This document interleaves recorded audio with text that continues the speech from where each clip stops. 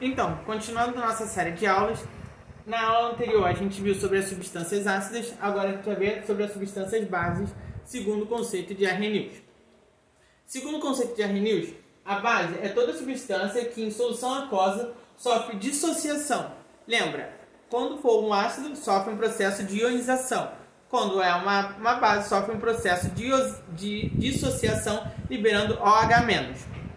Como é que a gente faz isso aqui? Bom, vamos resolver esse exemplo bem simplesinho. Como é que fica essa dissociação? A gente libera OH-, que é uma hidroxila, OH-.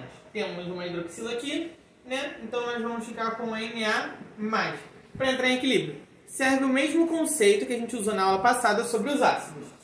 E aí nós temos aqui agora duas hidroxilas.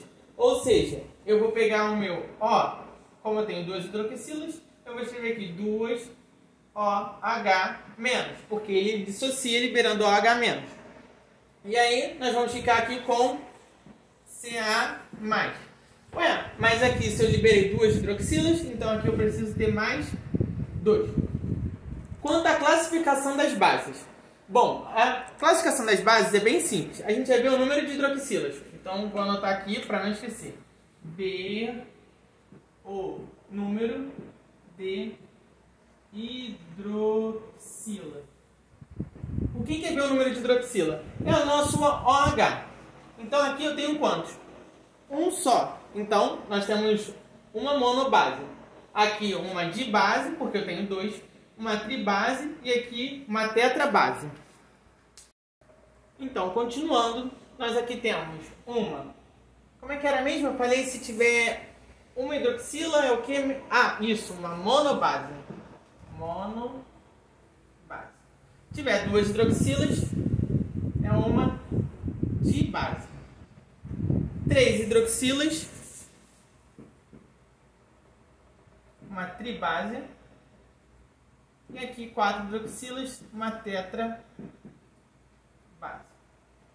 Bom, com relação à força das bases. A força da base ela é considerada uma base forte quando tem a capacidade de liberar íons. O que é liberar íons? Lembra? O nosso OH-, mais conhecido como hidroxila.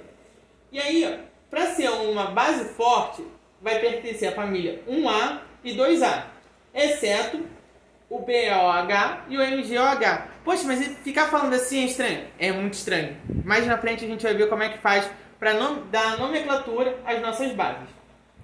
Bom, e se não tiver nesse encaixe aqui, como é que fica, professor? Então, se não tiver nesse encaixe, é uma base fraca. Ok? Então, continuando, né? Agora vamos chamar os elementos pelos nomes corretos que eles têm. Por exemplo, quando o elemento tem um NOx quer dizer que tem um NOx fixo, que é o caso do sódio ou do zinco, o que a gente vai fazer? Vai colocar hidróxido de mais o nome do elemento. Bom, essa substância aqui, esse Na, a gente chama ele de sódio. Então o que a gente vai fazer? Ele tem um NOx fixo e aí a gente tem o hidróxido de e o nome do elemento. Então aqui vai ficar hidróxido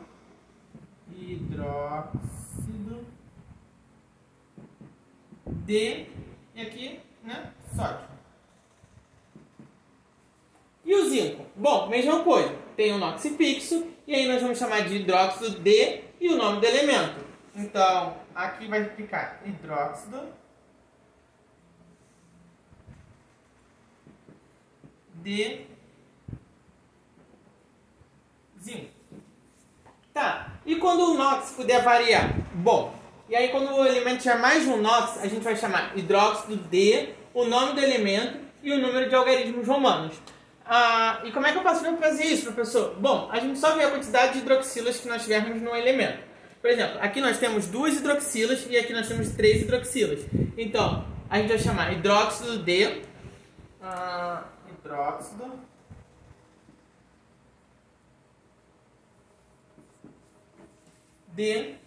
nome do elemento.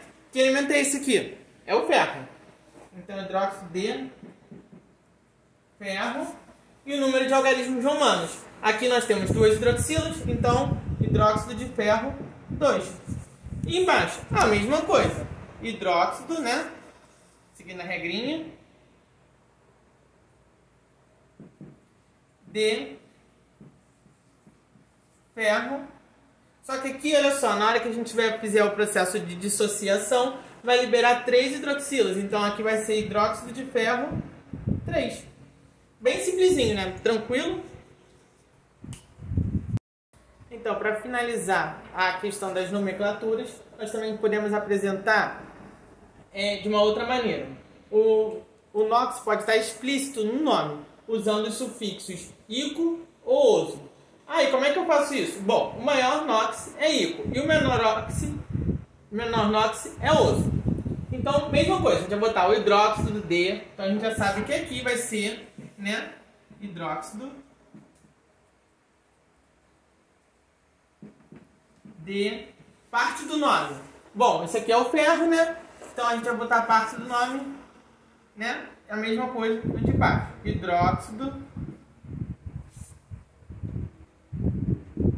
D e parte do nome. Então, ó, quem tem o maior NOx chama ico e quem tem o menor NOx, oso. Bom, aqui nós temos quantas hidroxilas? Nós temos 2 e aqui nós temos 3. Então o NOx aqui vai ficar mais 2, né? Porque vai liberar menos 2 hidroxilas. E aqui vai ficar mais 3 e aqui menos 3, né? Para estar em equilíbrio. Então, ó, reparem bem. Quem tem o maior NOx? A substância de cima ou a substância de baixo? Quem tem o maior NOx é a substância de cima ou de baixo? Cima, de baixo. Então, quem tem o maior NOx é a substância de baixo. Então, aqui nós vamos usar o sufixo ico. Então, nós temos hidróxido de ferro. E aqui, né, como tem o menor NOx, nós vamos usar o sufixo oso. Então, nós vamos chamar de hidróxido de ferroso.